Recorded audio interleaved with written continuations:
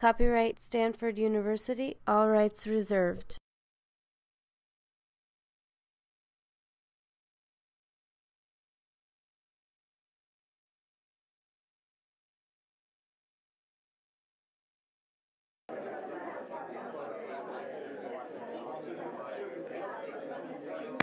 Okay, 3 minutes are up. Could everybody take their seats again?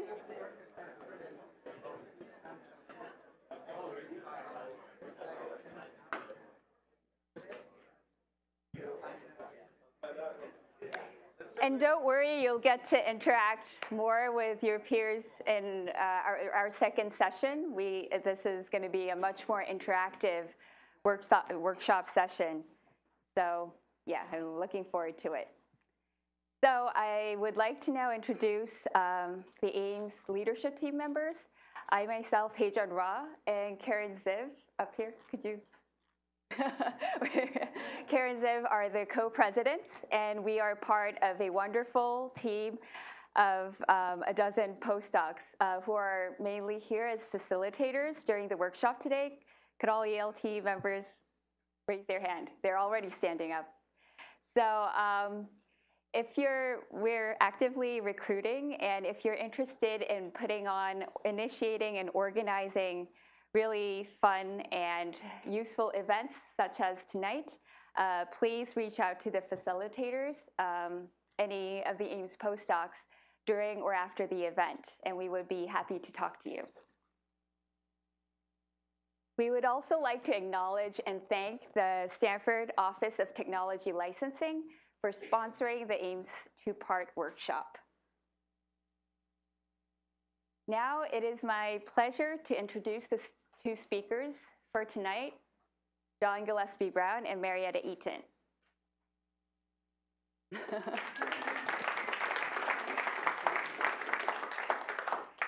John Gillespie Brown is the CEO founder of a number of successful high-tech companies, is an angel investor, and also a mentor at the Stanford Engineering and Business Schools, the UC Berkeley Haas Business School, and the London Business School. He is the author of the So You Want to Be an Entrepreneur, which this workshop series is based on. And all the book proceeds go to the Grameen Foundation, which strives to, it's a nonprofit that strives to empower the world's poorest entrepreneurs. Marietta Eaton is a Silicon Valley leadership communications consultant, coach, and public speaking instructor, helping entrepreneurial tech leaders, scientists, and engineers. She brings a wealth of management expertise and high-tech leadership experience in management development training, HR, and marketing and sales development. And she is also volunteering as our AIMS communications coach since mid-2011. Now, please join me in welcoming John Gillespie Brown and Marietta Eaton.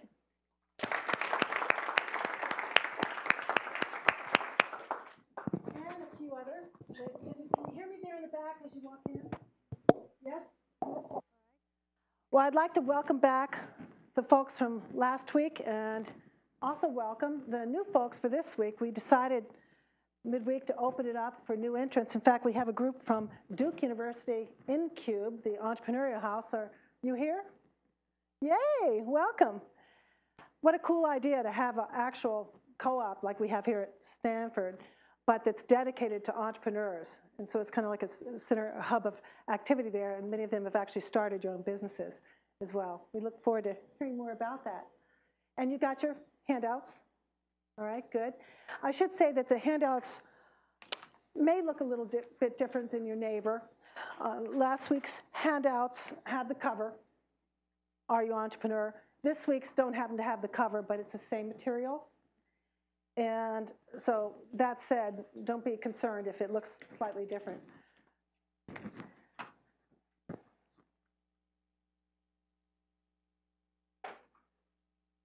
Now, the big question, who did their homework?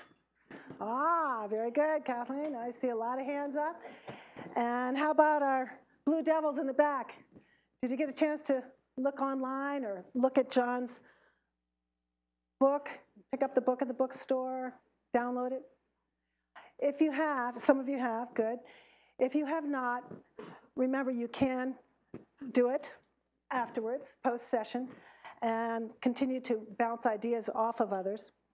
In the homework that we assigned last week, if you recall, kind of deconstructing you, we had you brush off that old resume or CV and take a look at your management skills, as well as have others look at your skills and talents, your personality, accomplishments both in and outside of your professional life. That includes your hobbies and other volunteer efforts. And do a health assessment too, your own personal health, stress, capabilities, all your interests. It's pretty comprehensive, including your networks of friends, family,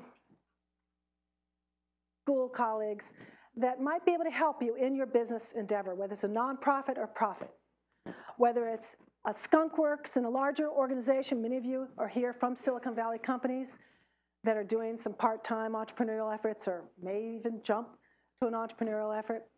And some of you are just starting out or thinking about it in labs elsewhere. So I'm curious, any insights or observations from that experience? Any good conversations over Chardonnay or coffee, as we encourage you to do? Any volunteers for responses? Any surprises? I see one hand. His parents think he's way more qualified than I do. That's often the case. And that's nice, actually, especially if they're one of the 3 Fs. I'm not going to say fools, but family, okay? Friends, family, and founders. So did anyone else get feedback? Yes.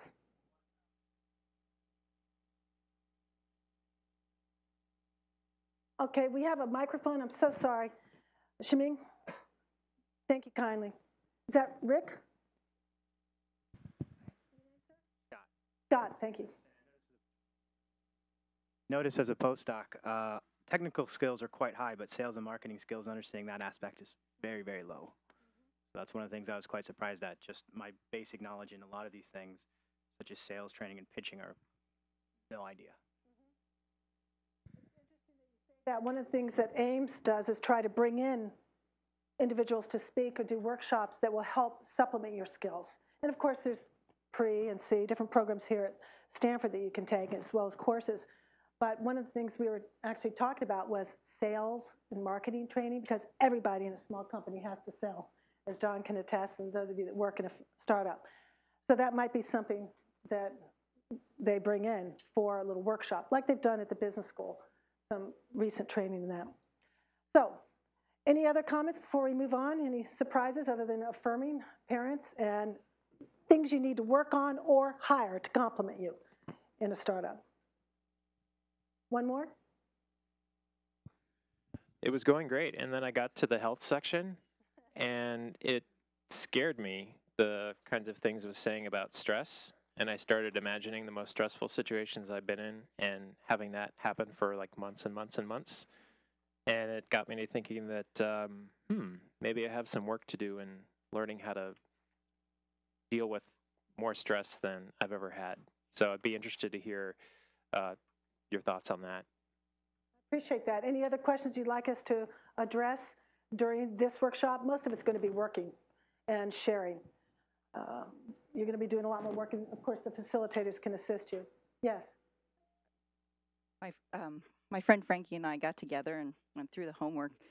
So we'd like to know what area you're in as a postdoc, because we found our skills were very similar, sales and marketing, and we're looking for more the technical side.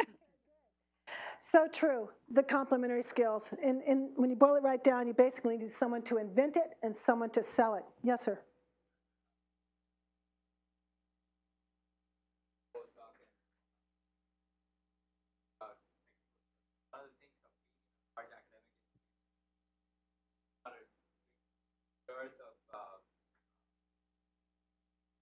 Is that better? Yeah, okay. So there's not usually a dearth of resources. So operational skills wise, learning how to bootstrap and work with very few resources is something, and resources that continuously change would be something useful. Are you saying that that is the case, or so right now you're already having to sort of work with limited resources? Is that what you mean, or the other way around? The other way around. The other way around. Learning to deal with less resources. Do we want to? Do more with less. Shall we just pick up on a couple of these and see if we can give some feedback? Sure. If you'd like to make some comments, go ahead. So, a lot of the questions were provocative on purpose, like your stress question. Because it's one of those things that if you read a normal book about startups, they never say anything about some of those things. So what we're trying to do is to get you to think about a lot of those things. It's great that you felt, hey, I'm very strong here. This is where I need a partner, or I need to learn more, or I can improve my skills. That's the idea. None of it was meant to be negative. It was meant to be more self-discovery. And a lot of startups fail because they do start up without necessarily having thought through some of those pieces. In particular, a lot of the startups, when I've looked at those that have had problems with their teams, they've had 3 people that are exactly the same with all the same skills because they all really like working together. But that's not the ideal way to start a business, as is obvious. If you're, all 3 of you can do amazing technical things, but nobody will sell any of your products, or nobody can do accounting or the other things that you need, the core things you need, then that can be an issue. I think stress is a really great one to pick up on also. A lot of people don't appreciate, because a lot of these TV shows and media don't bring any of this stuff up. And most entrepreneurs, by the way, they're so used to failure and stress, and they just forget about it, and they just keep going. So they don't talk about it very much. But I think it's very valuable if stress is an issue, or you're just not comfortable with taking on any more of it, that you are aware of that. There's 2 ways to mitigate it. First is a bit like a band. You get a front man, the rock solid guy. You're going to put him out there or her out there. They can soak that up. That's usually the CEO role in the company.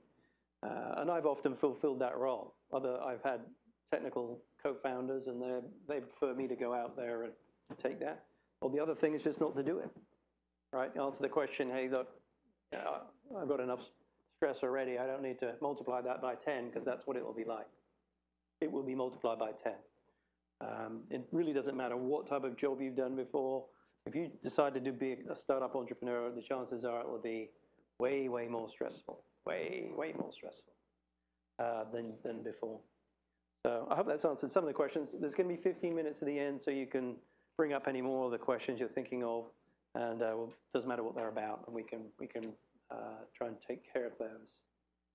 And hopefully you will meet some folks here. I encourage you to mingle afterwards, to meet folks like you ladies said, that you needed to have the point counterpoint. In fact, there's Founder Soup event. Did anyone go to that this week over the business school? Oh, okay. So now I'm delighted that we have an opportunity for folks on a periodic basis to get together to match and recruit colleagues that complement their skills specifically for that purpose, and we can talk further about that afterwards. And I'm thrilled that Stanford's now offering that. It's a great program. Okay, so were there any other questions that we had? If not, let's go over the objectives for tonight. Once again, last week, we're there. Go ahead, Peter.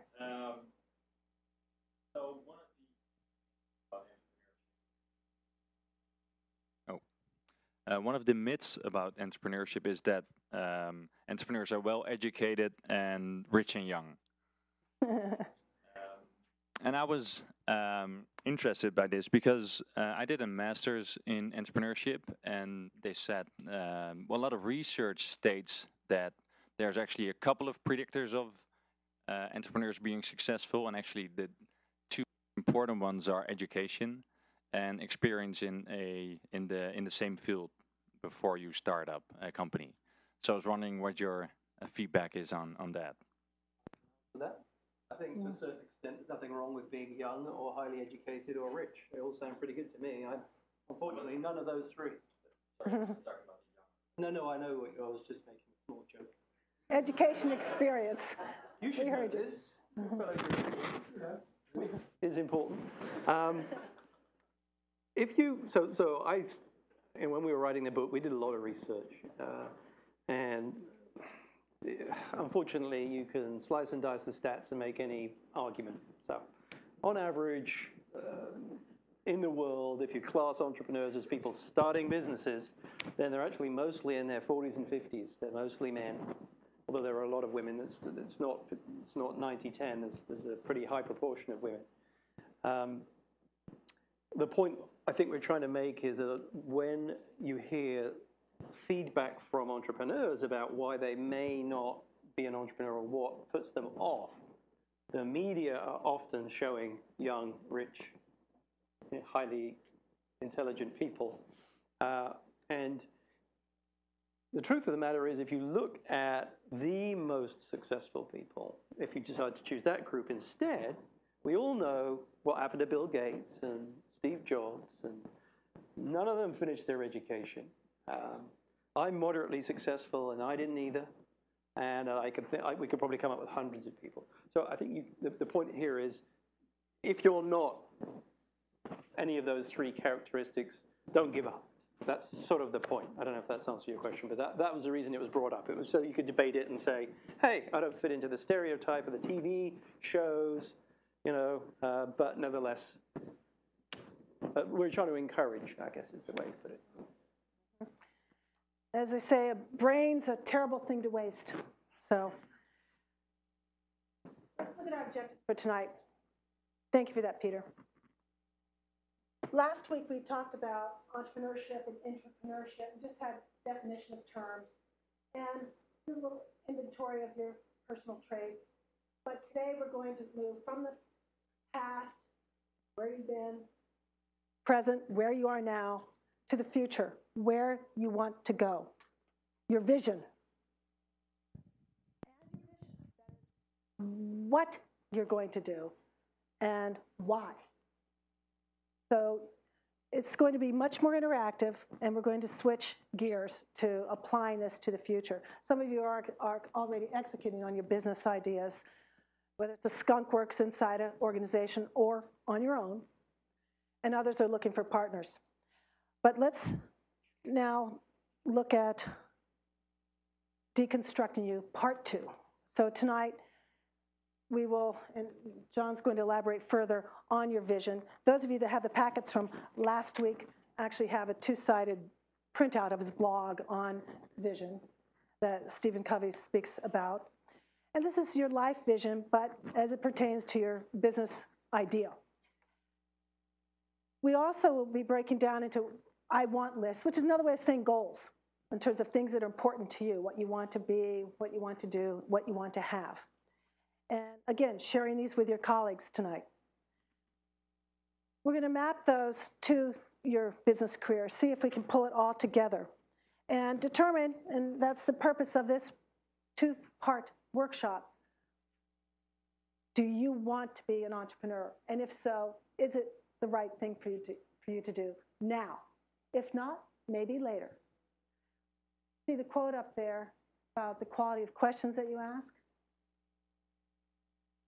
The answers you get are shaped by the questions you ask.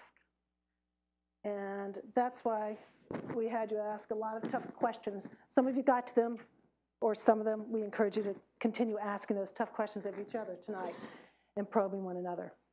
So with that, I'd like John to take a look at this bullet of your vision, mission, and then your goals based on that. Okay, everyone. If you've done a little bit of the work, and some people have had time and some people haven't, then hopefully you've started to get a little bit more detailed view of your life. And as Marietta said, what we're really trying to do here is use this process quickly to give you some form of focus.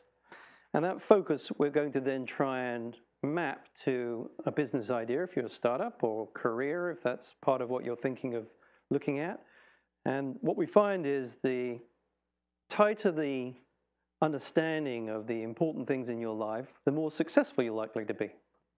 And if you're going to do a startup, you want to be as focused and be as clear as you can about your own personal and objectives of the business, and also if you have any business partners, which you're likely to have, I always run this process with my business partners too. You'll be amazed.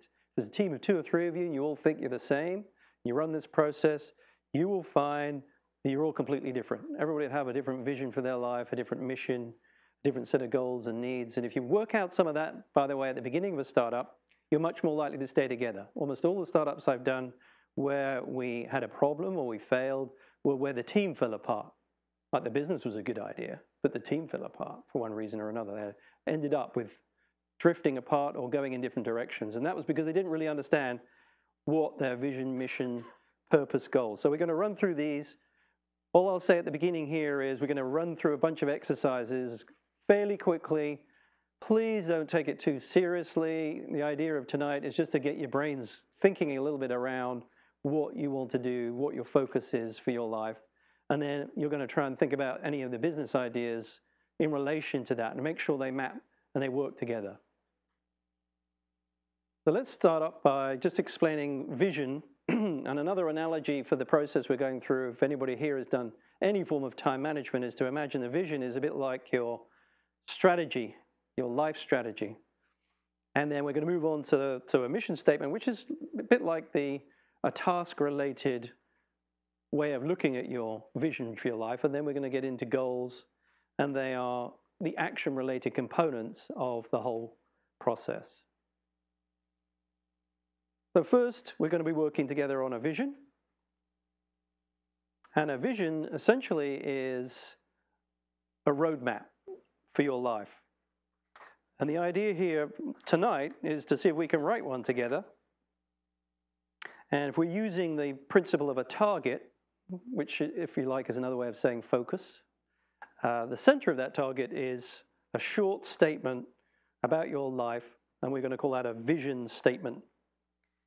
And one of the ways you can make it easier for yourself to come up with this, as we go on to it in a second, is to imagine, and now that you've done some of the audits about your life, what it is that really excites you about life, what you're really passionate about, and what you were put on this earth to do. That's what the vision statement is about.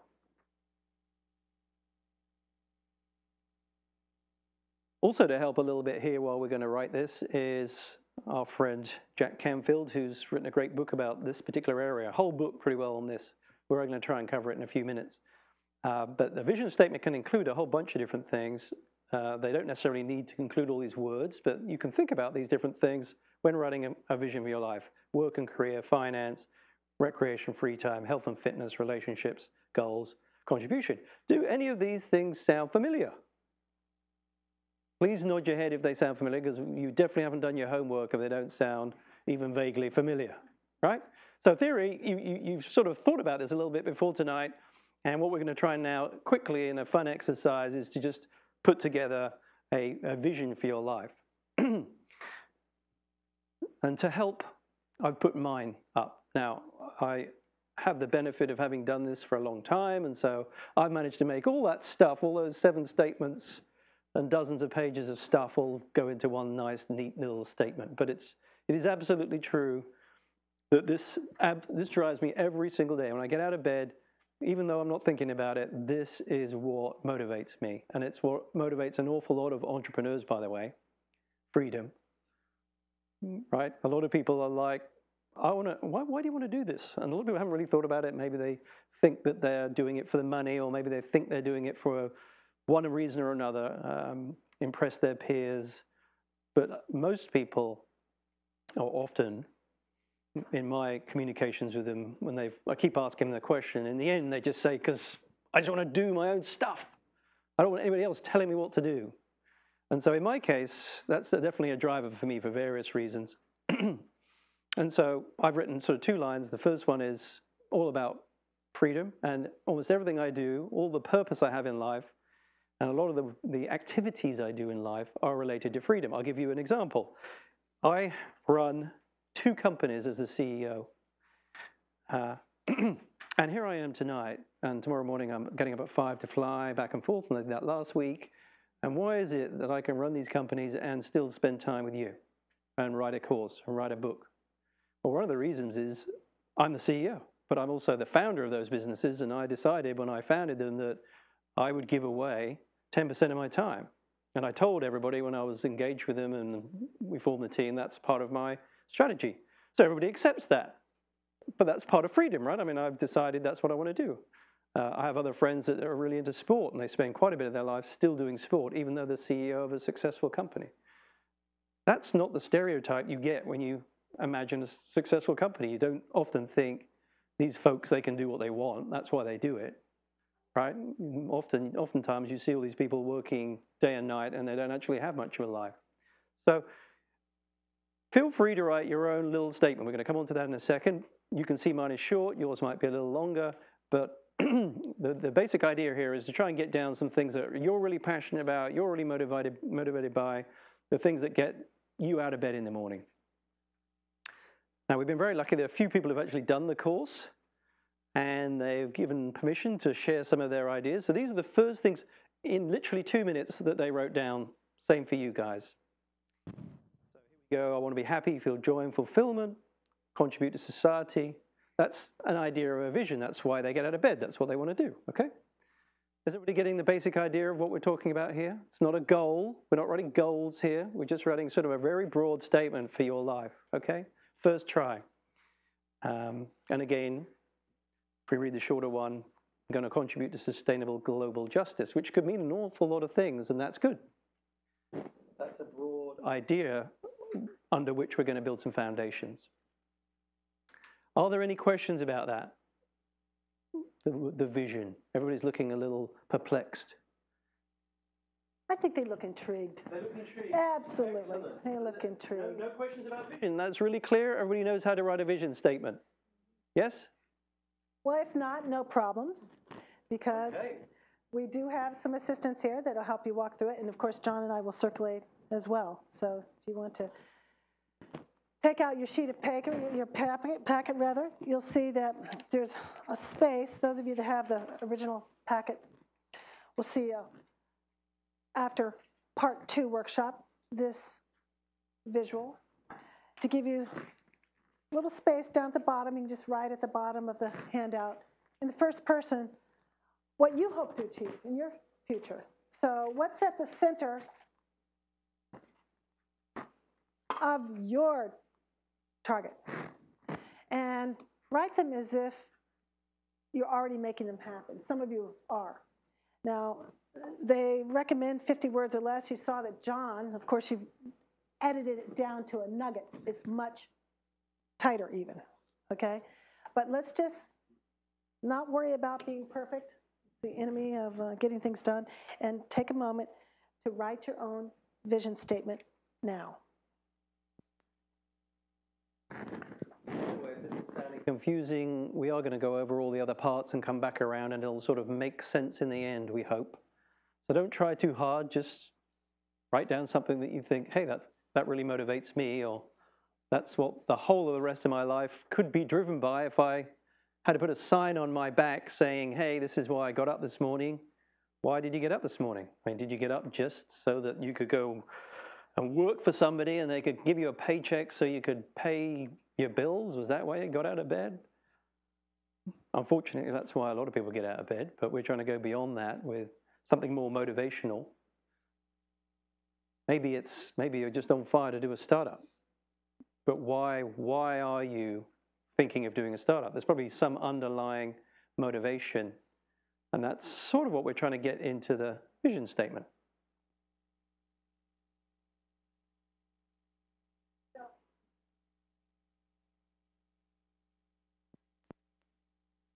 The new packet, I was looking at where we're starting, and those folks that were here for the first half worked up until the network sheet in terms of doing inventory of their personal network and resources.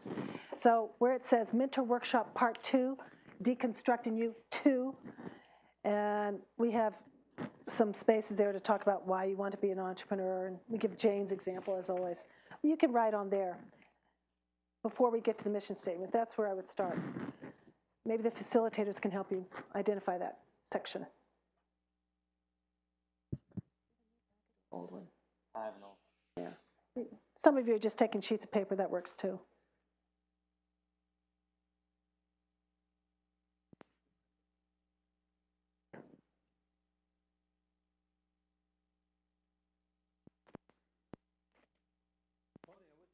not an easy exercise. I see a lot of people sort of staring into space, thinking about it, and that's good, by the way. If you haven't written it yet, fine. It's not a big deal. If you don't write it today, hopefully you'll find some time over the coming days and think about it a little bit and maybe write it then. The general idea is to get your subconscious mind focused on the road ahead. That's the important thing. That's what we're trying to get you to do.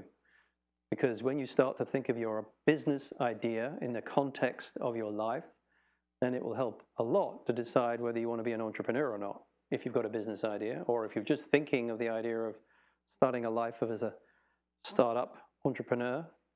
Again, you might be able to match that to what you've written down. They may or may not be a good fit.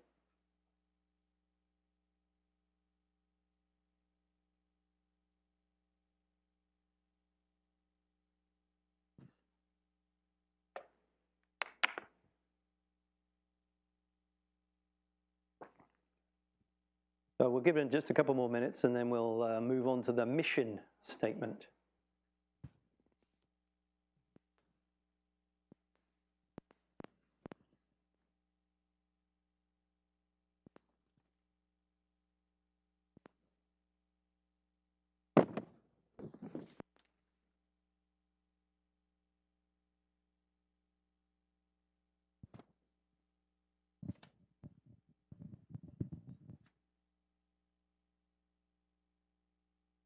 Okay, looks like the heads are all coming up now. We don't want you to fall asleep, so we're going to move on to trying to build the next stage of that target we showed you, which was your mission.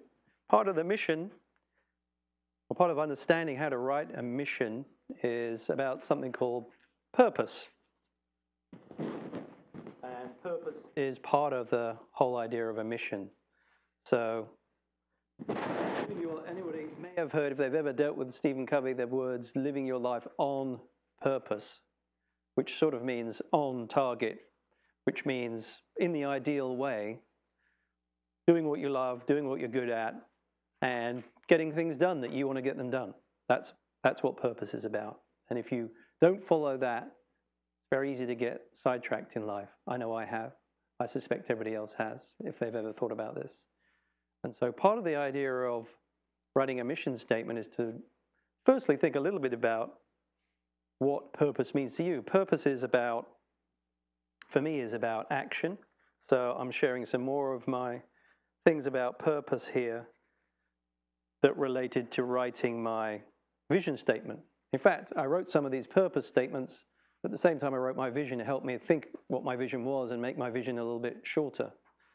So obviously, the idea isn't that you in any way copy any of my things in life. It's just to give you an example of what I'm talking about. And this should come together a little bit easier by understanding some of that.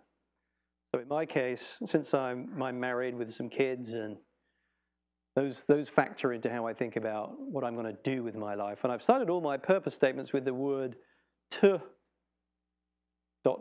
which means to do something. So a mission statement's about the doing. Vision's the overarching idea. It doesn't have any timelines in it, as you'll notice. The mission now starts to get more detailed about what it is you're actually going to do in order to be able to live that vision, that amazing life. So the next little exercise we're going to do, we'll kind of come on to in a second, is about a personal mission statement. So if you've thought a bit about purpose, and I'm not expecting you've written that down yet, we're going to give you a little bit of time to think about that. But if you think about your purpose, what is your life about? And then what are you actually going to do in relation to that? And how and when are you going to deliver any of that? That's the next part of the process of creating a mission statement. So this is all about how you physically manifest the vision. That's what a mission statement is about in your day-to-day life. This is quite easy, and this can be done, by the way, in a short time window. It could be what I'm going to do for the next year or so. It could be next 5 years.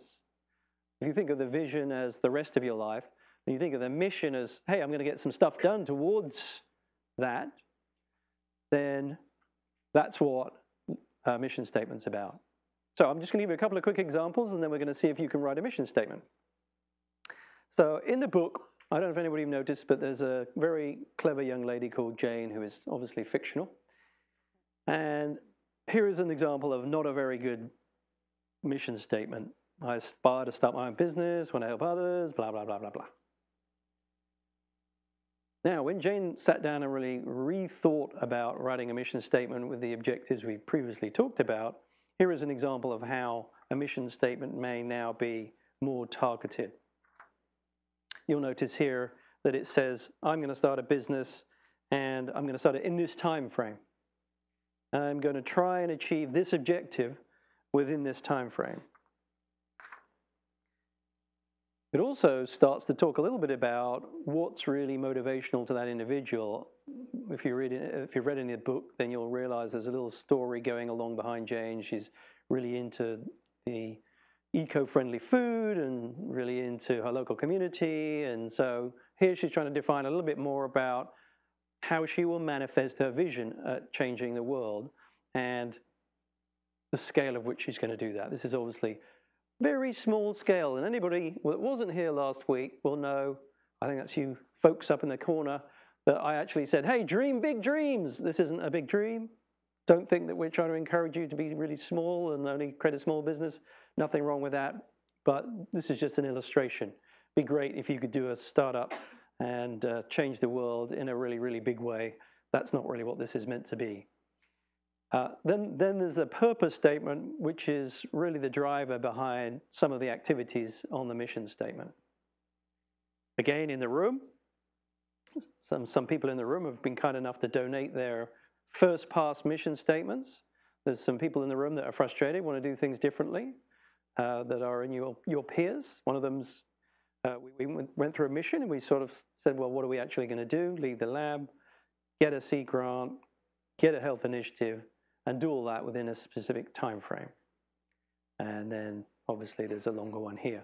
So in general, the idea of the mission statement is it's quite a broad idea. It's a broad concept, but it's how do you get your vision down on paper and how do you put some action behind it? One of the reasons we think this is important is that, and I include myself in this, if you just go aggressively at life without any form of direction, you can easily lose your way. You can be successful in, say, for example, a lot of my friends are very, very, very, very wealthy, but very, very, very unhappy. How does that work out? Well, they were so totally focused on making money, they just lost touch with their family and their friends, and they became so aggressive at achieving massive wealth that in the end, they've got a ton of money and nothing else.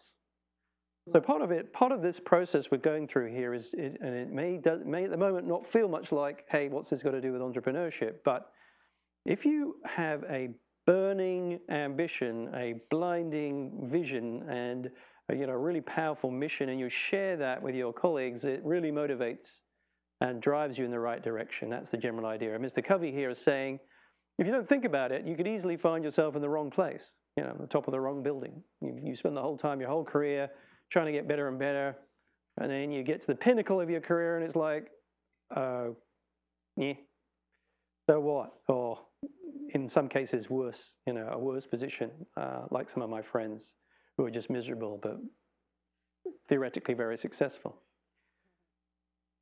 So are there any questions quickly about why we have a vision and why we've got a mission and why they all sound the same? And any questions?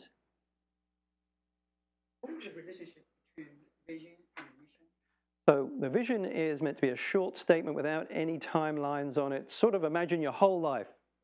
So you notice I said ultimate freedom is all I care about. Almost everything I do every day is just about that, and it will be in 20 years' time. Whereas you could say one of my missions right now, I have a startup in the tablet computer space, and there are a bunch of things I need to get done there that lead towards some freedom. And I won't bore you with all, I've said enough about myself already on the slides, but in that case, and in the other examples you've had, I'm going to say what I'm going to do. I'm going to do certain things in relation to that. That could be my short-term mission for the next year or two. And other people, it might be non-business related, could be career related, but there is a timeline, a deadline of some sort. It doesn't have to be an X date, but it's sort of a broader idea of, I've got this overarching idea of my life, what's important to me, what my passions are, and then down here, how do I get some of those things done, right? Does that make sense? Anybody else got any questions about that? One way, John, you've talked about it is the rainbow. You think of the prize at the end of the rainbow, and I like this analogy he used. This is the vision, the oasis, if you will, and then how you get there, that arc, whether it's like this or zigzag or curly Q, how you get there is your overall mission. It's a very broad statement, and that helped me in terms of conceptualizing it. So you have your vision, keep your eye on the prize, what's it all about, and then how you get there with your life mission statement. So I'm going to ask you not to sweat too much about this. It may not be a clear picture right now. That's okay. You can relax. But if you had to break that down, what your vision is, how you might go about it in broader terms with a goal, maybe a deadline to get started. This is not the specific quarterly goals or annual tasks that you have to do, but just broadly, what would that mission statement be? So take a moment to write it again in the first person. How do you show? How are you going to reach that vision?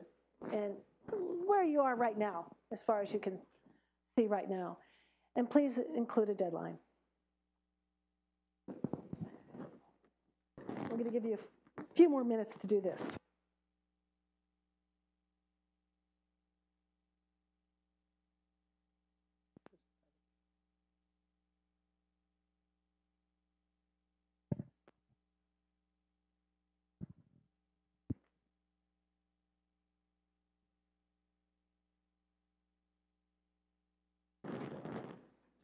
Don't try and be perfect. Just try and write something that relates to your vision. Some of your bigger goals in life. And then later we'll compare it to your business idea and see if there is a fit, if there is alignment between where you want to be and that idea you have. It may not be.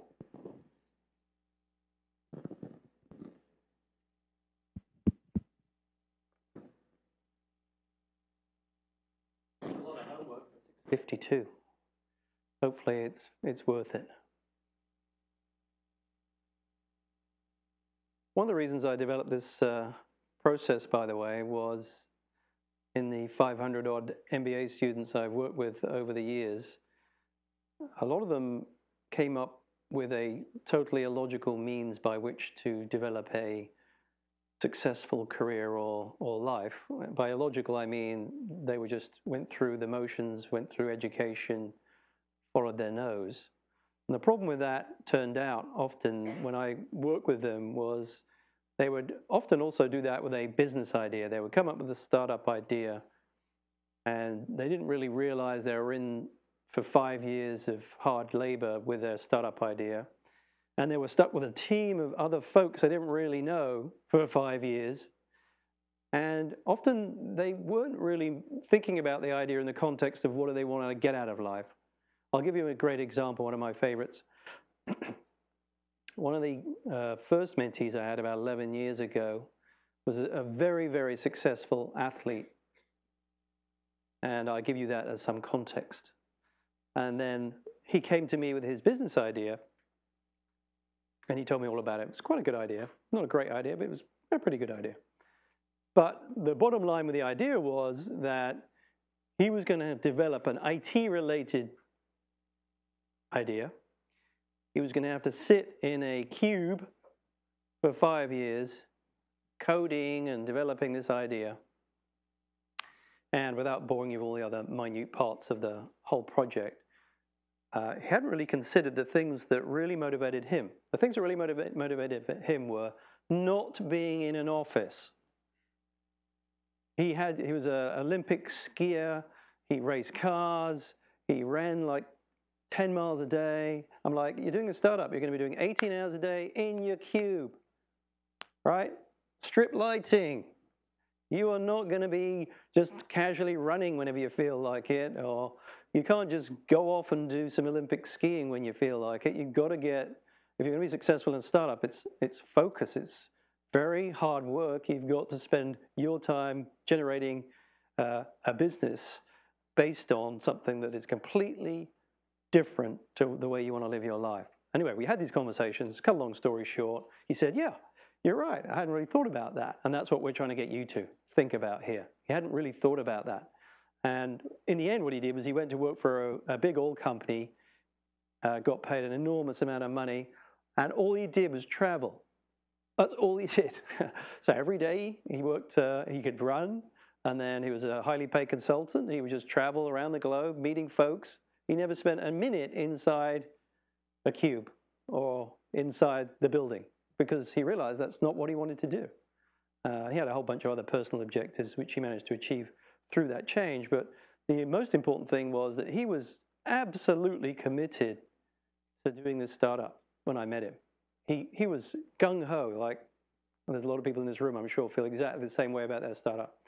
And he had to spend that time, and it took a little while for him to sort of think this through, but when he had, I think, since I still know him and we talk to each other reasonably regularly, he made the right decision. So that's what we're trying to encourage you to bring these two sort of different ideas together, the idea of your life and the idea of what you want to do for a business or with your career, so that they are, at least in some form, linked. So that you don't end up in a cube if all you care about is being out in the fresh air, right? That's really what this is about. I'm looking at Hei-Jun over there. If you could point up there, Hei-Jun, to that sign next to you, to your shoulder. Make your passion your profession. And many of you have heard this. Do what you love, and you will never have to work another day in your life. Well, we all know it's work, but it somehow doesn't feel it if you're doing what you love. Okay, so how are we doing on your statements? I see some pens still working. We got a first pass? Anybody need more time?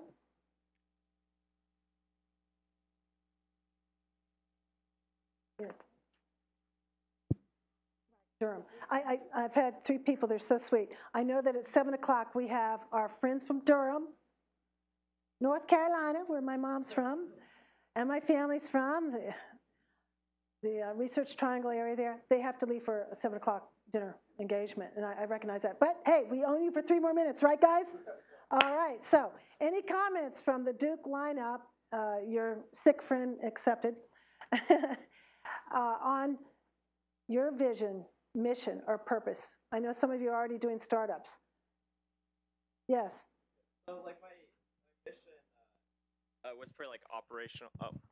My mission, I felt, was pretty operational and less interesting because it's specific to kind of some of our performance metrics within the company, I feel like. Something I said for my vision was to free the people around me to drive impact by creating alignment between their actions and their sense of who they are. So I felt it was interesting going off of your guys' comments about freedom and what does that mean and what does it mean to free the people around you to perform also. So. Yeah.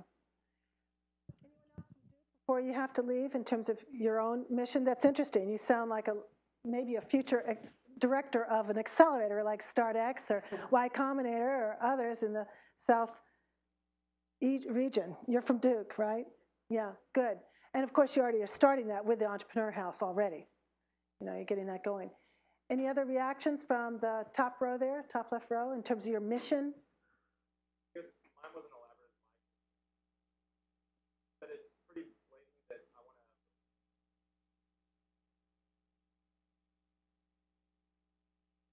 revenues for the end of the summer. Mm-hmm.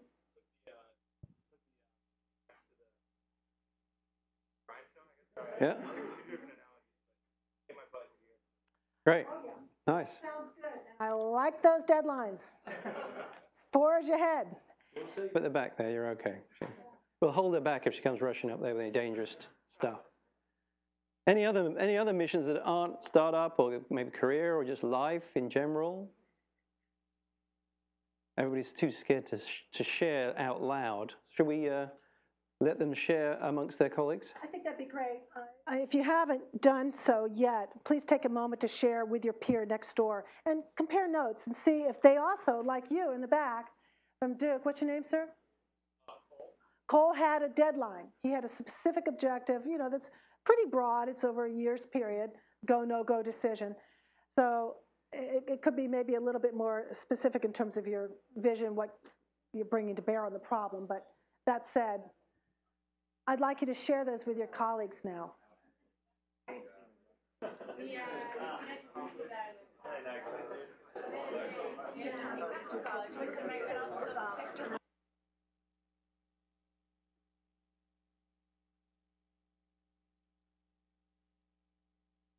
Hey Mike, nice meeting you. Sorry for creating so much disruption. We expected to be a larger auditorium. We could just kind of sneak out the back. No, that's good. I'm glad you guys came. Yeah, we're really glad connect to have with us group and personally if you want to. Absolutely. And let's stay in touch. Hey, nice seeing you again. Definitely. Yeah, do connect. Thank you so much. Appreciate it. Sure. Thank you. Good girls there, man. You have a partner to share with? You can probably join your group right here or anyone or that gentleman right there. Or you don't need, if you don't want to just chill, yeah.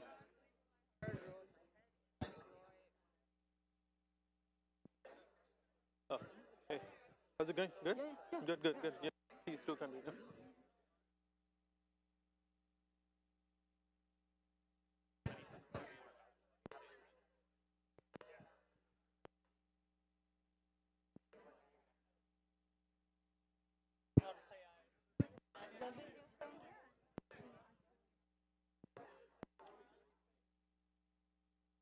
Thanks for the Yeah, sure.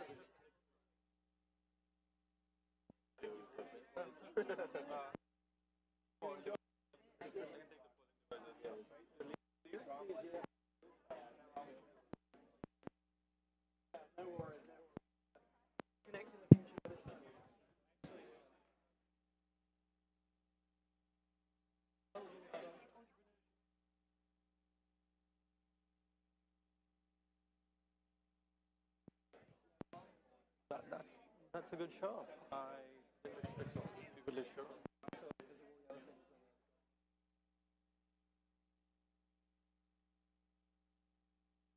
Irrespective of that, I opened up a I didn't care about this. Right. Uploaded data LinkedIn.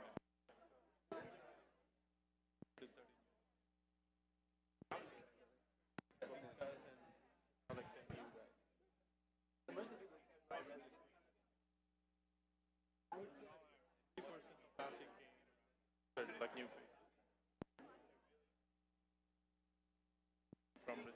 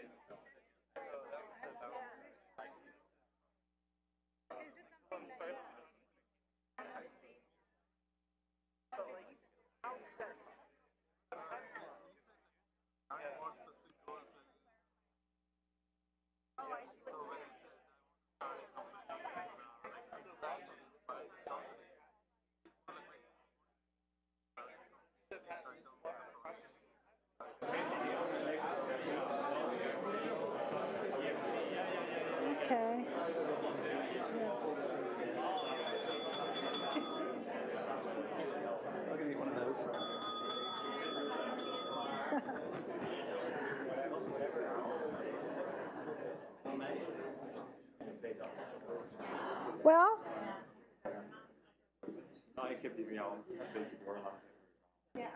judging from the buzz in the room, it sounds like you had good engagement with each other, and I hope you both had a chance to share your vision and mission statement. Yes? Okay. Any insights, observations from that experience? Were you able to help each other define what that target is and bigger goals? Any issues or problems with that? Yes, ma'am. Not enough time. I hear you on that. Boy, I hear you. Ryan? Hello. Is that on? There in the worksheet, it seemed like there were mission and vision, but I didn't see the purpose part. And I was trying to figure out, is there a purpose statement? Is that separate from the mission and vision? How does that relate? Good question. And I added the purpose part because we went through this before, and purpose is part of mission. So it sort of felt a little like an omission in the worksheet. So I thought I'd add a slide just to try and give you a sort of a set of examples of how purpose sort of blends with the mission. If you've got sort of a range of things that you're actively going to be working on, you can sort of blend that together in what your mission might be. We're trying to, it's much easier when we've gone through this whole process to see how it sort of fits together, the vision and the mission and then the goals, because most people really just focus on the bottom, the goals, and don't really think about the overarching view of the rest of their lives. So, sorry, trying to confuse you by leaving out the purpose from the handbook, but the essence of the reason we just went through it quickly was just to give a flavor of what we meant by purpose when we came to this slide. Hopefully it made some sense. When we get to the end, we're going to keep asking questions and try and craft this as best we can by the end of the evening. And you can continue to work on it or ask questions. If it's getting confusing, we'll go back and bring some of this back up. One thing I found that was helpful in terms of purpose, living life on purpose, on point. Some of you remember Maslow's triangle, okay? The top level after the physical needs and social and security and so on was what? Self-actualization, okay? So to me, one thing that helps me think about being on purpose in life, being aligned with, like that visual up there said, doing both what you love to do, what you do well, and on point. You know, what you're baked into your DNA, what you're built to do with your quality and your qualities and talents. So those things together, when they come together, you're in a zone. It doesn't feel like work, right? To me, that's when you're on point of the Maslow's triangle for the behavioral scientists here, or on purpose, as John says. And ideally, that's where we want to be. That's a beautiful place to be if you can do it. You can't always do it.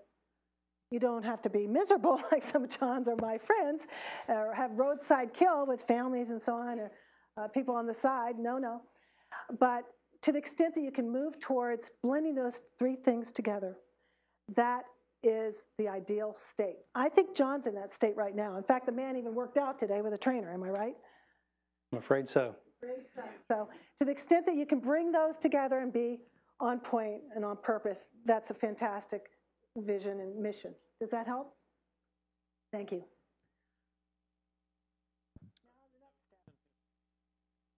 Yeah, thanks. I just have a comment about the vision process. The description in the handout is very much about kind of inward focus, like what is my vision for what my life is going to be, and something that I found helpful was to try to imagine what kind of world I want to live in. Like if I close my eyes, like what does a better world look like? What does it feel like to me? And that it was easier for me to think about that rather than, oh, how do I see myself in a more ideal future, and sort of and then the other things sort of fell into place, like, okay, how would I bring about that better world that's, conscious, loving, connected, all those wonderful things. Awesome. I think one of the other things, why I keep saying it will make more sense when you get to the end, is sometimes it's easier to work from the bottom up. Sometimes it's easier to say, well, here's some of the things that are important to me at a much lower level, some goals, for example. And just in your mind think, well, how would I bring all that together, was another way of doing it. I came to freedom almost back to front, but it's pretty hard to teach back to front. So we're doing it this way, but don't be afraid of doing it back to front. I found out that freedom was by far the most important thing to me by looking at a few of the things that I did. Like, what is my job? You know, I'm a startup guy. Well, why is that important? Well, I like doing what I like to do. So I've done 8 different startups, and each one of them is completely different. I have a software company, and I've decided to start up something to do with tablets just because I thought it'd be fun. Why? Because I can. Why? Because that's what's really important to me. Having that opportunity to be able to do what I want is really important to me. Or being able to work out what I want in the middle of the day is important to me. And having a relationship with the people in my teams who understand some of the stuff about me. They know some of this stuff. I have this. I have the vision and mission on my wall at work.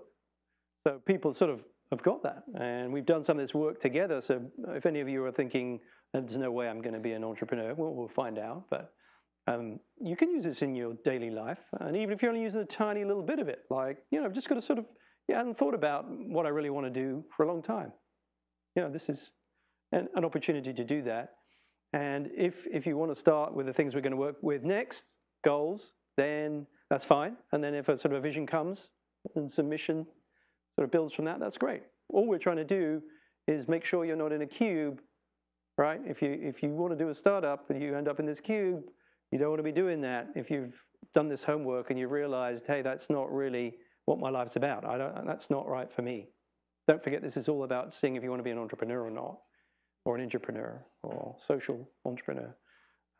So the next exercise, if you're prepared to keep going.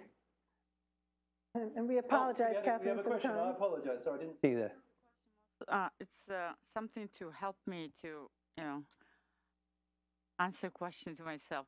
I'm asking you, I asked you a question last time about your dream big, and you shared with us that you didn't have big dream, you started selling, you find opportunity and start importing or exporting cars, right? So my question is, all the things you're teaching us today, is it something you developed, you know, as you grow up, or is it you had all these great ideas in the beginning when you were selling cars? And it's definitely, I've had to learn how to do this. Absolutely. When I originally did my first startup when I was 18, it was sort of related in a sense. I mean, here I am, I was a boy. What do boys like? Fast cars. Somebody said, why don't we do a fast car business? Didn't take very much for me to think about that. It was sort of straight to my passion without any logic or thinking through it all. But I have been in a place like the Cube guy.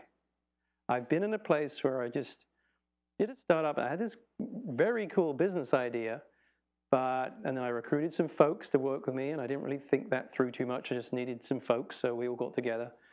And then I got several years into it, and we were talking earlier about stress. I was sort of stressed, and there was all the pressure you get from a startup on raising money, and then there were personnel issues.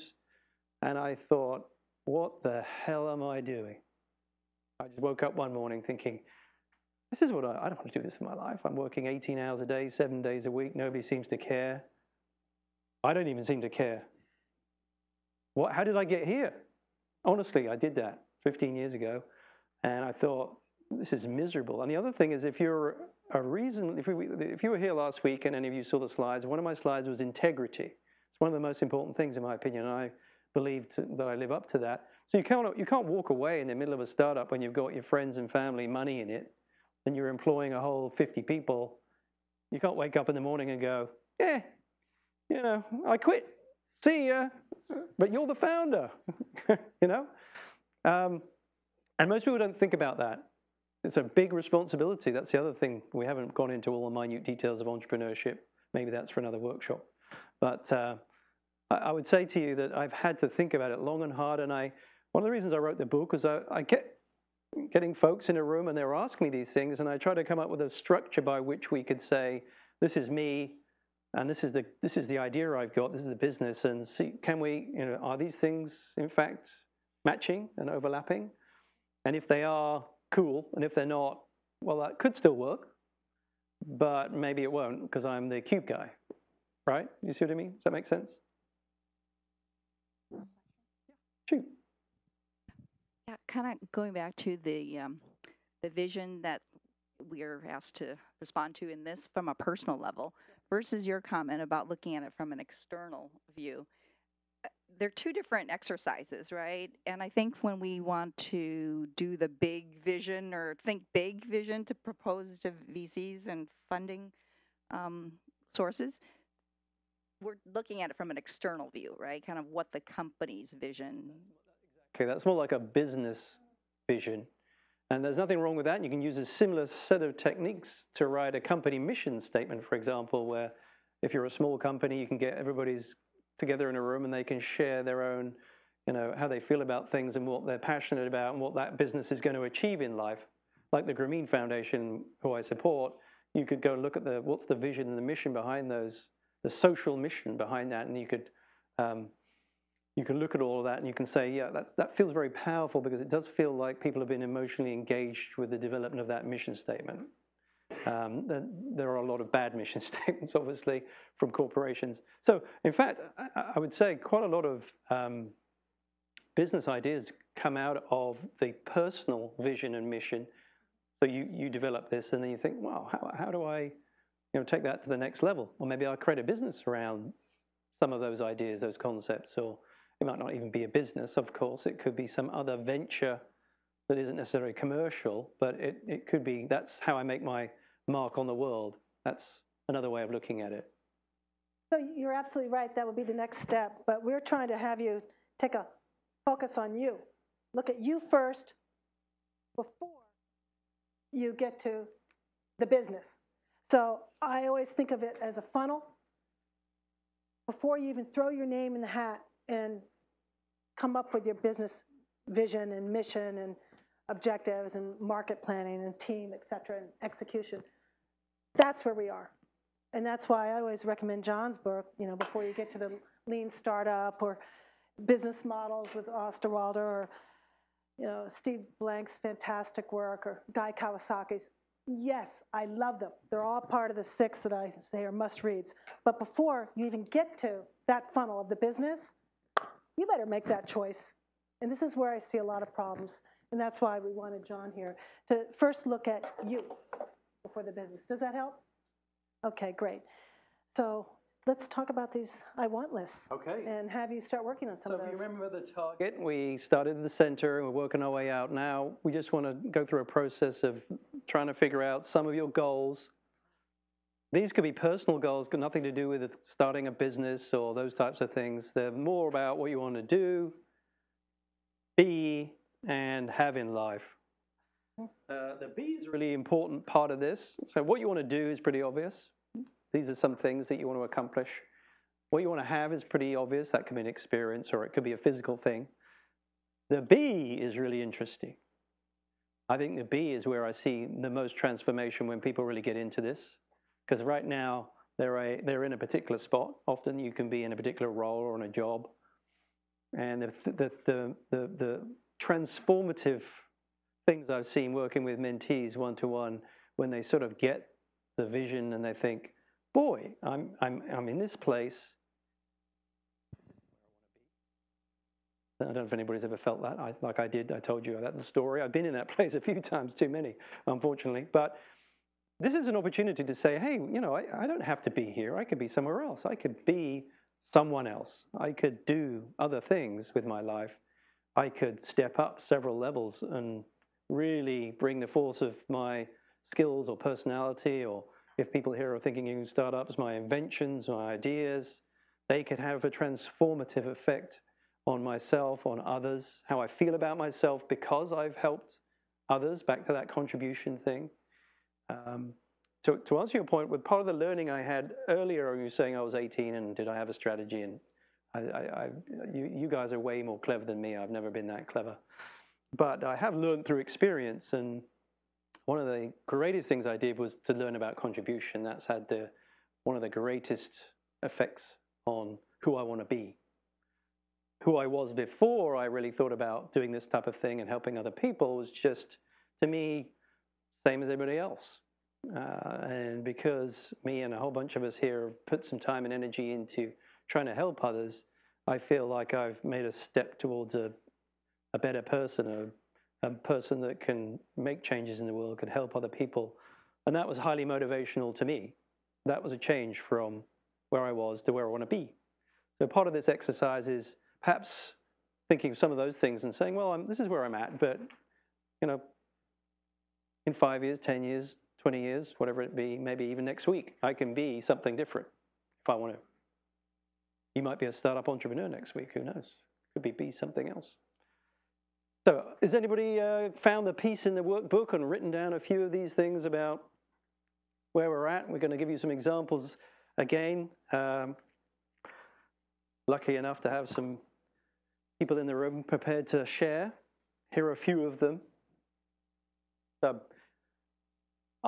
These are one of the easiest ways to sort of get the goals out is to start by saying I want something. And some of these may be obvious, but what I find when I normally run these is most people say, and I'm going to say this just to wind up Marietta, but most people say, I want a Mercedes. He's trying to goat me because we had a little discussion, several discussions about women in cars. Here's his little red Mercedes that he says. It's not a Mercedes, it's a Mustang. Well, here's your little car, John. Go ahead and give an example. Only a man can know that. Is that your point? Anyway, it's easy to say, I want this. Thing goals. So I haven't put any thing goals up on the board at all, you'll notice. There's nothing wrong with thing goals. Thing goals are fine. But they're easy. I mean, most people know if they want a big house on a hill or a nice vacation. So we're not going to waste our time necessarily focusing on those things. But a lot of people, when they start thinking about this a little bit more deeply, find that there are other things that they want out of life which are much more important. And so we get down this process. Here are some of the examples after a short session when we did this. And some pretty honest stuff here. I want people to like me. Wow, cool. I want to live a life of purpose. I don't just want to get out of bed and go and do my job and do the same old thing day after day. I want my family to be safe and happy. These are really important things.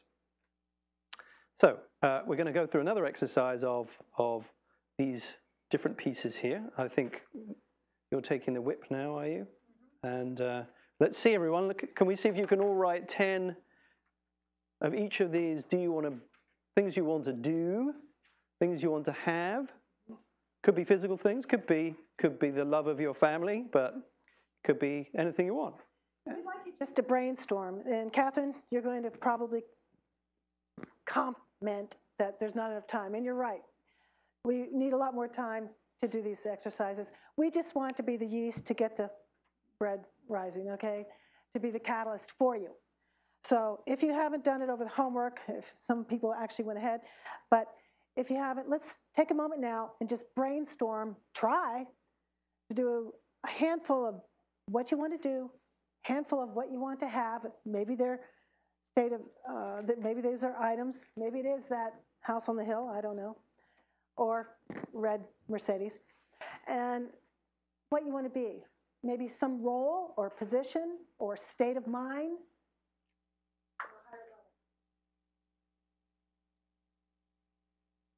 I'll give you a few moments, and then we're going to ask you to share with your partner after you've come up with a handful of each.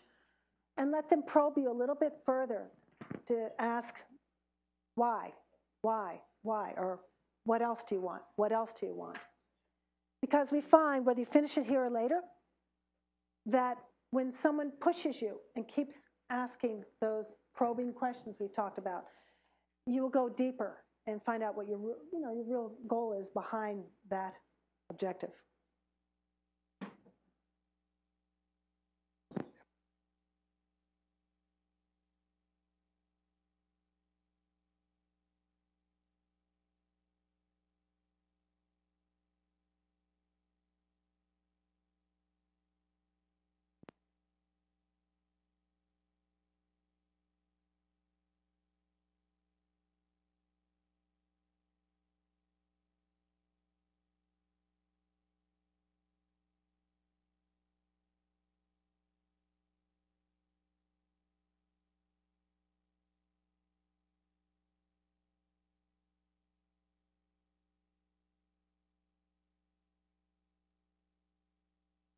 I'm sorry, there's so much work to do.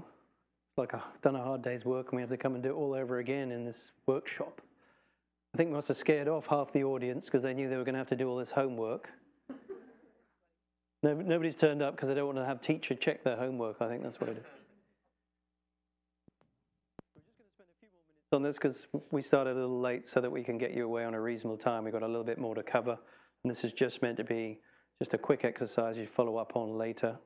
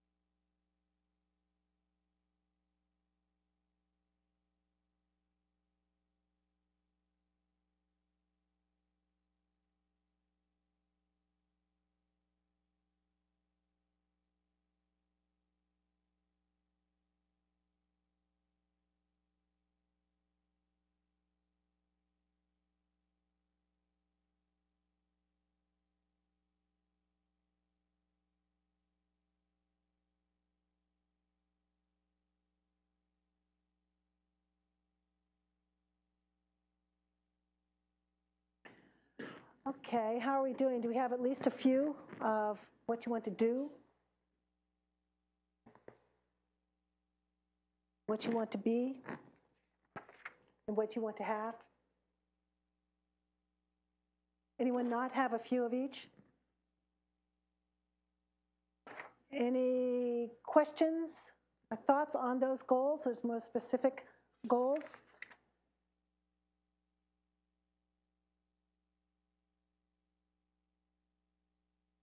All right, then we're going to forge forward because we have some other assignments for you. And I've got John here who's saying, let's move on. So I'm going to pass it on to him. And if you would like to share, you can with each other afterwards, or, of course, with your colleagues, friends, family, and expand this list. So that will be your post-session assignment. Have them ask you again and again, what do you want? What do you want? And see in your handout, there's a place where you can combine them with outcomes, what's behind it. But with that, I'd like to move on then to lifestyle considerations and life balance, like we were talking about earlier, if there's no questions on this. All right, John? Okay. You're not to be too serious about this. It's just a process, subliminal process to get you thinking. But what you'll find is if you actually do this process well, get beyond thing goals, you'll find that this list becomes an expression of your true values. And often, like I said, you can work backwards from some of this, and some of the mission and vision can come from some of the thoughts that come out of working sort of outside in as opposed to inside out.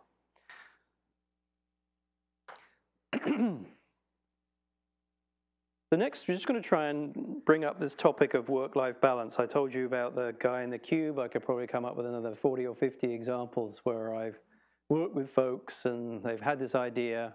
The idea had absolutely nothing to do with the rest of their lives. And I told you earlier that I was very fortunate that I could live my life in a particular way.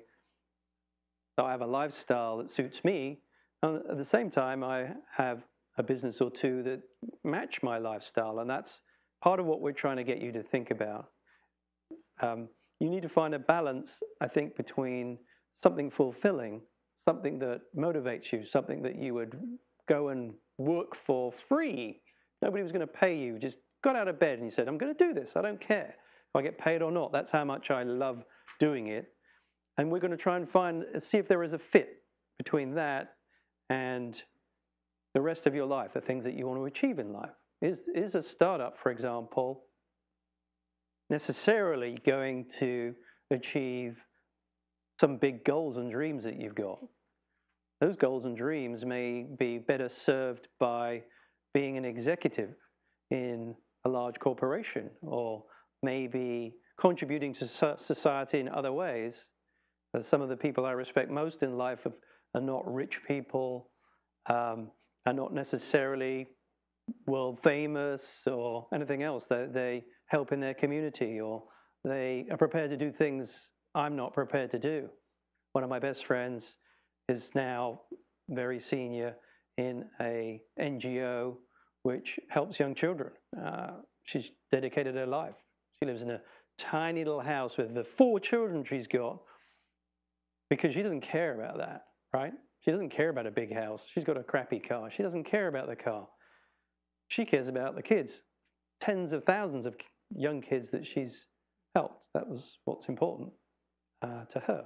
So I think, unfortunately, our culture, the American culture, and even the European culture, drives us all to be very aggressively focused on money. I'll give you an example. I could be 100x richer than I am. Well, the reason I'm not is because I don't care about money. I like money. I mean, money's good. Don't get me wrong. But that's not what gets me out of bed in the morning. I want to be able to do what I want to do. That's what gets me out of bed in the morning. It's not money. Somebody wrote me a big check, that would be great, but I have to go work hard for my money, and it's probably much harder to achieve that in the way that I do it, because I want a very flexible lifestyle. And I want you to think a little bit about some of those concepts when considering it. So, can you create a business? And by the way, this could be what we investors call a lifestyle business.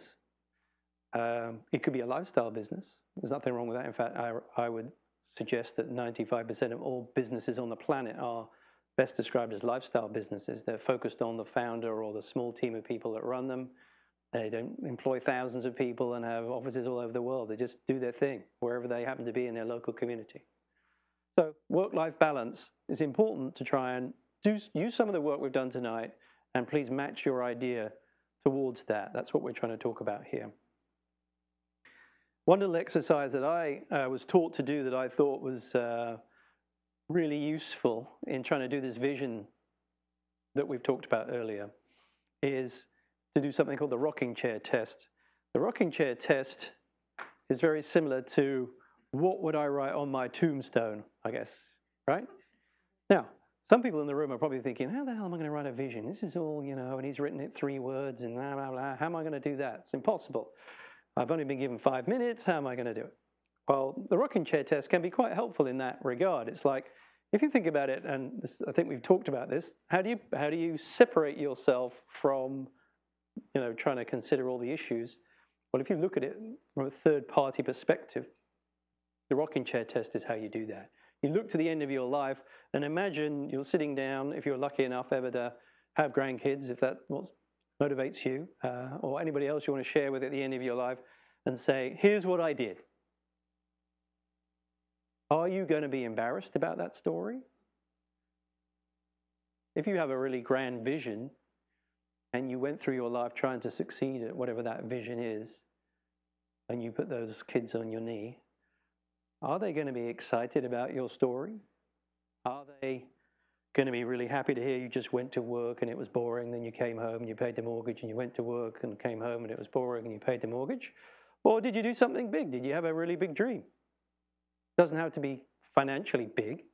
It could be like my friend with the kids, and I have lots of other friends like that who are selfless, and if they had those kids on their knee, they could say they really did something. They really changed things. And I think a lot of people in this room have got the smarts and have got some of the capabilities to really make broad changes in the world. For example, as an angel investor, I regularly see medical devices, and those things change lives for thousands, tens of thousands, millions of people around the world, as an example of some of the skills that are probably in this room, and some of the innovations, some of the ways of healing, helping people. They're all very important things. So a rocking chair test is another way of trying to say, you know, at the end of this process of my vision, this is what would have happened. This is what I'll be able to say. It's another way of thinking about it. So, sorry, more homework, but who wants to write just a couple of words down as to what they're going to say to those grandkids and or whoever's crowded around your bed as you're about to pop off this mortal coil? Try and do it. Or go back to your vision statement and say, well, my vision statement's pretty well what I would tell them. You know, this is, I've done this. My vision is this. So my vision is I've lived a life of ultimate freedom. How will I explain that to my grandkids? Well, I've probably visited 100 countries. I've started 8 businesses. I've written books. I've given lectures. I've helped 500 people. I've helped tens of thousands of people through training, and I've affected millions of people through my businesses. Now, this isn't me trying to show off. It's just this is something to talk about. This is not me just going to work, paying a mortgage, coming back again. Okay, and I did want to mention that there's not a place, if you're looking for it, that says legacy, okay? I did want to give you a heads up that the sheet that says lifestyle considerations, they give an example from Jane with her lifestyle considerations. There's this bottom section there that I would suggest you write your legacy. Ends up that sometimes you may be doing one thing during the day and you fulfill a lot of what your heart's desires are in your volunteer activities, and that's okay. We see that as well. Or maybe part of your mission is giving back financially, your time and treasure. So it doesn't have to be perfectly melded, but if you do look back, whether it's part of your job and that sweet spot that we'll talk about or not, what would you like to tell those nieces, nephews, or even grandkids? The rocky road you overcame in the dream that you fulfilled and feel proud of. We're going to give you a moment to write that now. If anybody has ever studied any psychology in the room, they'll know what we're doing. Right? They'll know what we're doing. This isn't a pointless exercise. Even if you didn't write anything, it doesn't really matter. What we're trying to get you to do from lots of different angles, to keep investigating your life, your motivations, things that deep down, a lot of people have this, are afraid to bring out some of the things, or afraid to share some of the things they want to do. Or maybe they think that their idea is so big that they could never do it. And they're scared of taking on a really big idea. Some people have got it in their subconscious, but have never really thought of writing it down. And when you go through the process of just thinking it through, putting your pen to paper for a few minutes, even if it doesn't really mean very much at this point, I guarantee you in a week or 2 or 3, you'll be thinking of Marietta and one of their little toys here. Here's a toy for you, John, to make you happy. Okay, it's a very good point. We better move on. Sands of time. Actually, time is passing. We all know that. So the earlier you get to these kinds of tough questions, big questions like legacy, the better to try to reconcile it. But I do want to ask if you need another minute to finish that, or you got a legacy? Who does not have thoughts on how they want to talk to their niece or nephew or grandkids? Anyone not have a chance to write it yet? At least a first pass? Okay, good. Looks like everybody did at least a first pass of thoughts of what they'd like to share. So we're coming to a close now of trying to align you and your idea. We keep saying it, but here is a summary of basically the whole point of the workshop. Essentially, we try to get you to get your life, some of the thoughts about it, some of the things that are important to you down on a piece of paper. We've tried to ask you to consider all of the things that you might bring to bear if you're going to start a business or your career, and give you an audit, and to come up with a big idea or dream. And then what we're really trying to do now is to maneuver you towards a sweet spot, which is if you're lucky enough to find an overlap between the things that really motivate you and that excite you in your life and any business idea that you might have, or through this process, you might say it's a career change, or there may be something else. It doesn't have to be business related.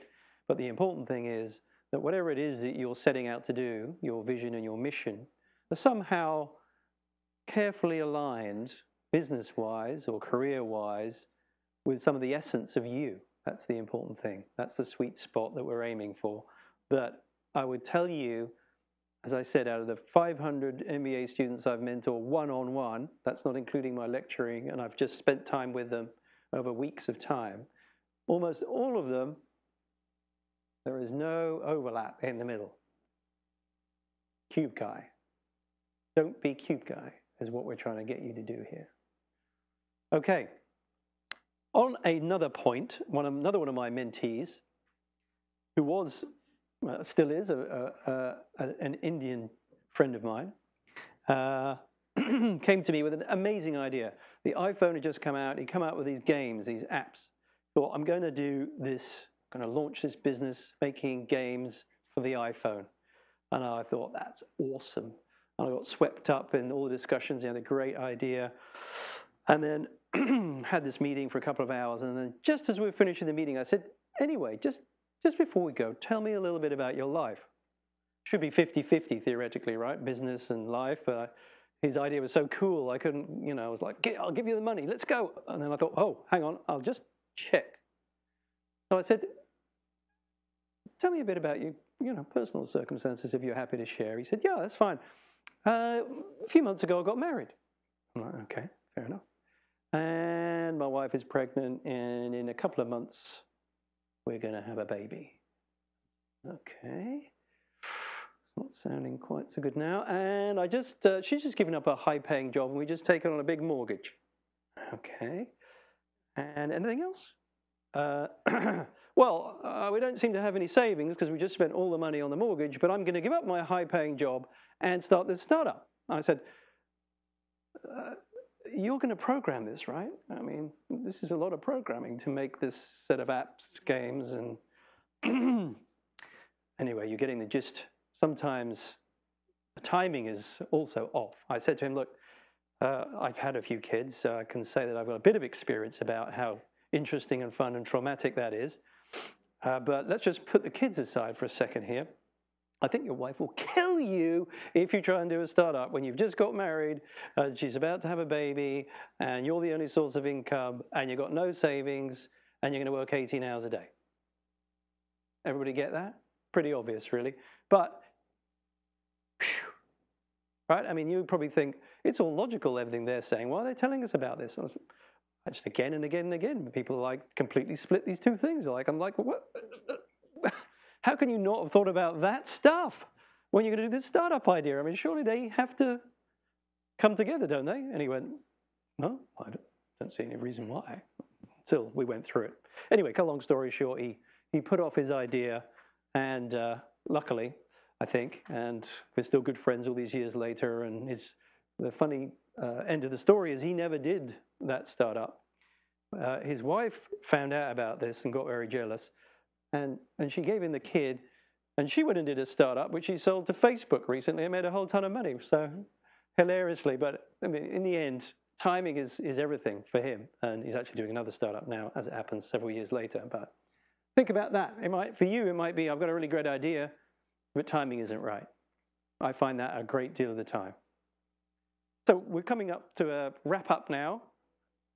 Hopefully now all of you've got some sort of personal driven vision, mission, goals. You've got your passions, and hopefully you've got your dreams and your business, and you're now listening to what I've got to say and Marietta's got to say, and you're going to try and bring all these things together. That's the objective of some of the learnings from today.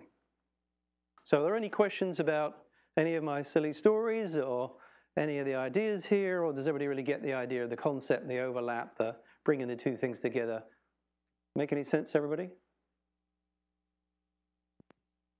Final comment about why this is important, because some people may think that it isn't really important, who cares? And in some cases, you're probably right. You can still do a great business without necessarily having all this stuff aligned. And sometimes it just doesn't line up. That's fine. But if you are serious about doing a startup, and especially if you're going to do an angel-backed startup, which is what I do, or bootstrap startup, And if you're doing a medical device, by the way, that'll probably be the only way to go. Venture capitalists very rarely fund medical devices. It's almost always angels. And if angels are going to fund you, it means you're not going to have very much money. If you're not going to have much money, you have to bootstrap. It means you're going to be right a lot more of the time. If you're venture capital back, you can make a few more mistakes. You've probably got more money. So if you are extremely aligned to your life goals and visions, it will give you the passion and the persistence to keep at it. Because a medical device, for example, is probably a 7-year play, or it might be a 3-year play if you're going to license it. A lot of the bigger dreams are very challenging. You have to go through a huge amount of pain and anguish and stress in order to get there. And if you're going to go through that pain and anguish and stress, A, do something really worthwhile. Otherwise, you're going through pain for no good reason. I see an enormous number of really lightweight business plans where people haven't thought any of this through, and I'm like, why are you bothering to do that? It's going to be miserable for 7 years, and you're going to end up with this boring idea. I mean, why would you do that? That's not being rude about their idea. It's about like you're going to go through 7 years of hell, and you haven't really thought about this, right? So if you can get this alignment, my point is you're much more likely to be successful. That's what we're talking about here. I know it probably seems like hours and hours of talking, but in the end, that's what we're trying to do, is to give you some ideas, some hints, some thoughts about how to be more successful. It's obvious you'll be more successful in your career if you're doing something you really love, and you have to beat your way to get to work, and you're going to want to get there first thing in the morning. So that's the essence of what we're trying to do. I think the next part is to go back and reset, isn't it? And if there are no questions, there didn't seem to be any. Oh, go ahead.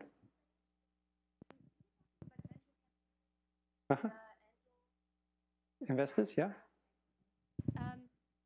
What are your thoughts about small business grants from government? Okay. Small business grants from government. So are you asking, are they a good thing, or are they easy to get, or all of those things? I've rarely got a grant from government, and there's 2 reasons. Firstly, I guess some of the ideas aren't necessarily a good fit, but a lot of what you're doing probably is a good fit for getting a grant. And it sounds like Marietta might have some comments to this, but often these grants can seem on the surface quite easy to get, but often are very political footballs, to use an English expression. That's a round football, by the way. In other words, you go through all this paperwork. We did, in one of my startups, or a couple of startups, apply for grants. And they found any way of not giving us the money. We spent months trying to get it, and then in the end, they found an excuse after excuse. So my personal experience on that with the businesses I've tried to do is it's been extremely difficult to do. It's been easier to convince somebody that I'm really passionate about my idea, and I've raised millions and millions in angel funding for my ideas. And I think it's sort of a more positive way of going about it. That's how I felt about it. So I was happier to try and raise money that way than go through the grant process. But I think a lot of the ideas that you may have require lots of money and a long time to gestate. And I think a grant is a good thing for that. Do you have any feedback on that? I was just going to say, recently, in the past year, some of the initiatives that have happened with the federal government and the small business loans and so on, especially if there's a female component founder, and there's a lot of groups, you happen to be of the gender, female gender, there's a lot of groups that, not just angel funding groups, or other non-government organizations that do look for a female member of the CXO team, CTO, CSO, and so on. So I'd be happy to talk to you further about that. But there's a lot going on now. I'm very excited to see and trying to breathe life into new businesses, whether it's a lifestyle business, that's just more local, or something that has high octane, big upside potential venture capital money after an angel. There's lots of alternatives besides the traditional roles that we've seen in the past, and I'm pleased to see that. So now, because of time, I'm thinking we will have them do this as homework, okay? But you'll see in your packet, I do want to call your attention to this. There's a place for you to list any remaining issues or concerns that you have based on the conversation you had with your colleagues or others. We encourage you to be exhaustive about that and see and think about which ones are overcomable, which ones may not be. They could be showstoppers for this idea, or maybe it's a delay. But it's best to brainstorm all of those, and there's a place in your packet here under reflection and discussion. Is it really for me?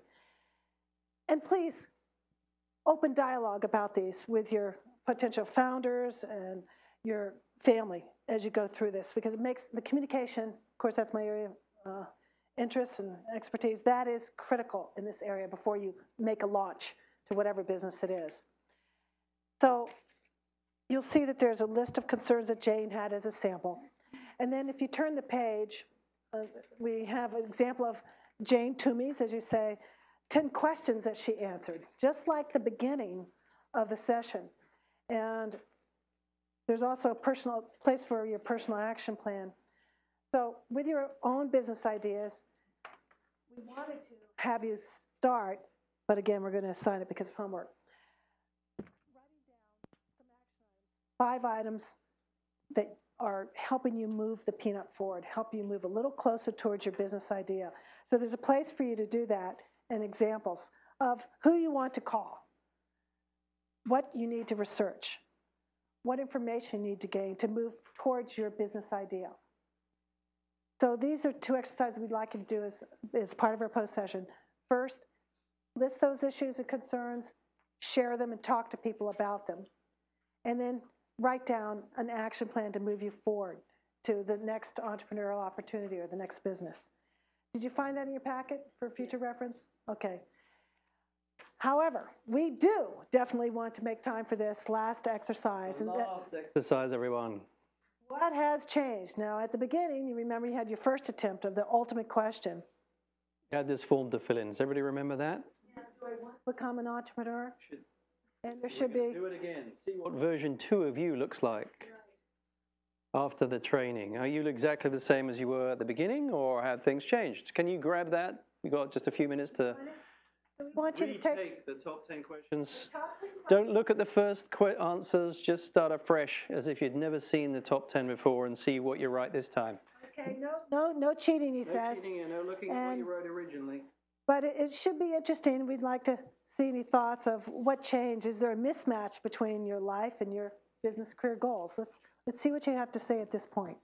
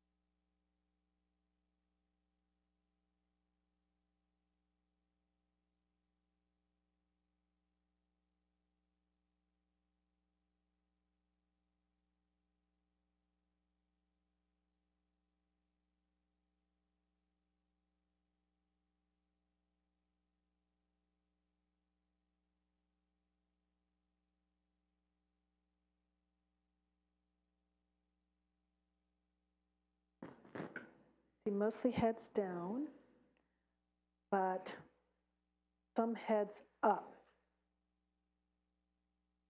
Give you another minute.